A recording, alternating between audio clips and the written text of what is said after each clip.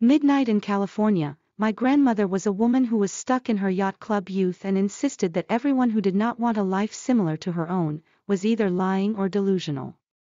She was an inspiring woman, true in tenacity and grit, and I aspired to be as self-assured as she. When I was 18, I decided to study abroad in the art of communication, and I could not be more ecstatic to leave the predictable life I led in California. Every morning I would commute on Highway 101. Listen to Fiona Apple, and imagine the fury Greta Thunberg would embody after taking a glance at all the litter dancing in between the exhaust fumes of the middle class and the electric cars of the upper class. My car was one with exhaust fumes dating back from a model far too old to be a reliable ride. However, we made do. The wealth of my grandmother did not pass down to me, yet much to my mother's dismay she often gave a helping hand, making my appearance confusing to outsiders. Beat-up car. Fancy education, shitty apartment, front row at the opera on Friday night. I did all right in school, I turned in my assignments on time, but I was not extraordinary like my brother. He ended up valedictorian by luck. He was the aggravating type of smart that gave the least amount of effort and received the greatest reward. I was dependable, but that was never enough for me. I wished I was a bit more spontaneous, but truth be told, I feared I did not have the guts. I lived in my books. And in my head, and played life rather safe than sorry. Moving to Switzerland was my grandmother's idea, and the thought instantly brought upon an overwhelming confusion of fear and excitement. I confided my feelings in her, to which she explained that the onslaught of emotions I held was the perfect concoction to form an agreeable decision. With my faith in her words and my fate in her hands, I decided to take the punch. I had nothing to lose, and yet I was afraid of everything.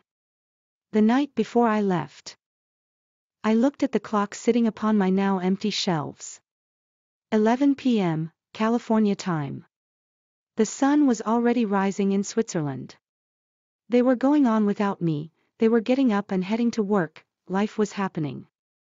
I whispered into my pillow as I rested my head, begging them to wait for me as I closed my eyes. The day of my departure was a Friday. My superstitious mind was grateful that the date was not the 13th, but it may as well have been, as I was overcome with a sense of dread. I told myself the dread was not a sign of bad luck, but rather an apprehension for the unknown. I was not so sure I believed myself. My thoughts echoed like a cacophonous chorus echoing every negative instinct. I felt like Lindsey Stirling's violin, so I listened to Claude Debussy to calm me down. Goodbyes were never something I had much patience for. I was a bad actress whose transparency of expression revealed her secret sentiments. I couldn't help but feel as though I was giving an inadequate performance as I waved goodbye to my family and the life I once knew. I remember hearing a podcast once about all the preparation actors must go through before getting into character. In order to enter a role authentically, they would read scripts and analyze not only the character they were to portray, but also who they were close to, their setting, the time period, their outfit choices, and the arc they would inevitably take. I wished I had the script in front of me to know how I should feel. My grandmother kissed my forehead with her Dior lipstick and hugged me with a trace of Chanel No. 5. She didn't say anything then, just winked, and I knew that she understood. I boarded the plane at 9 o'clock in the morning.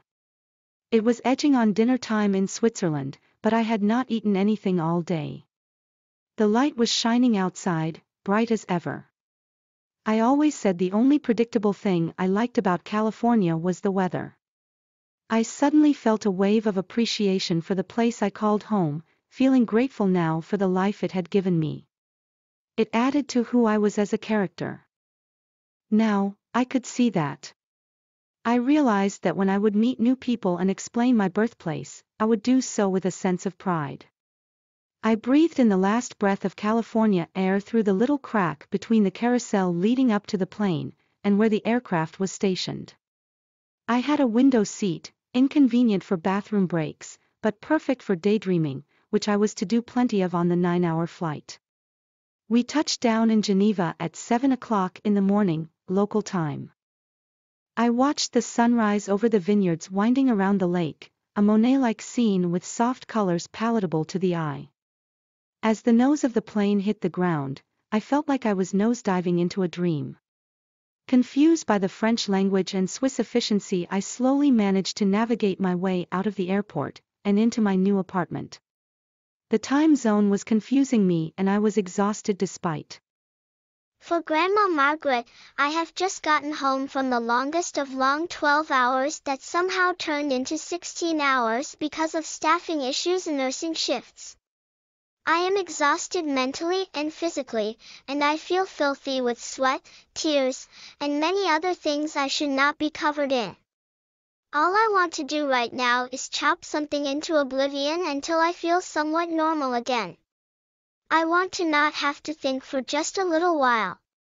When I unlock my apartment door, I am surprised to find Grandma Margaret sitting at the kitchen table, smiling, as always. After a shower and a change of clothes, I realizes that exactly what I need to do is make noëfla soup for myself and Grandma. What is noëfla soup, you may ask? It is a German dumpling soup that you'll be hard-pressed to find in any diner outside of the Midwest. Those who eat it are picky about how it is made, and no two people make it exactly the same. Not only that, but it is a recipe that is impossible to make exactly the same every time that you make it. Grandma Mary taught me how to make it as a small girl, long before junior high and shortly after I learned to read. It has always been our favorite meal to share. Starting with the vegetables, I carefully peel the potatoes, making sure that I cut off the skin and only a small amount of potato. No conversation passes between the two of us. Grandma always knows when I needed a mental break at the end of the day and how most times I can't talk about what went so horribly wrong due to patient privacy. She never pushes me to talk about it. Instead, she sits at the table and watches as I goes through the motions of preparing our dish. A pound or so of potatoes later, I'm never too careful about the amounts that go into making noëfla soup, or the recipe. Noëfla soup is not a dish of measurement, it is a dish of feelings. The amounts that go into it depend on what you're hungry for at the moment, what looks right, or what feels right. No recipe has ever been put on paper, just passed on from one generation to the next with wise words of, "Whenever it looks like enough, dear." Grandma always said that it was not a recipe meant to be shrunk or modified. It always makes a large amount, and any attempt at shrinking has been unsuccessful, although making it larger comes out perfectly every time. This works well when you are from the Midwest and are a firm believer in freezing the extra for a day when you don't want to make it from scratch. I chop the celery, carrots, and onions quickly as Margaret looks on from the table, nodding her approval occasionally. Once all of the vegetables are cooking in a lot of butter, yes, it's bad for you, but most comfort foods are, it's time to make the noëfla dough. My favorite part of making this meal, and also the most comforting. Eggs, flour, and a tiny bit of chicken broth get mixed together until everything is mixed together. The secret is to use only a certain amount of flour and add more chicken broth until it is right. Doing the reverse, adding set amounts of all three ingredients and adding more flour tends to make the dough taste just like you would think it would. Flour. Some people prefer chicken noodle soup, others like macaroni and cheese after long days. For me, it is noëfla soup. Creating the dough is one of the most relaxing things I could think to do after a long day, and Grandma watches carefully as I knead the dough and rolls it into snakes. Only every once in a while does she gestures to add just a little more chicken broth. Dropping bits of dough into boiling chicken broth puts me into a trance. As I place the lid on the pot to boil for several minutes, my mind slips into the past. The bad melts away quickly, and memories of standing on a stool wearing Grandma's second-best apron make their way to the front of my mind. I remember the hem of the apron dragging on the floor at first, being so little I could barely see over the counter. Then I remember the awkward middle school years and unloading my boy and friend troubles over a bowl of noëfla dough. Lastly, I remember becoming an adult and trying hard to make time in my busy life for Grandma's house at least once a week. Though, once work, friends, significant others, and my own children came into the picture, it seems that almost 2 would go by before I found myself back in her kitchen again. As I put the finishing touches on the soup and turn off the burner, the memories fade and I am back in my own apartment once again. Grandma says nothing, but she has always made my day better, just by being there.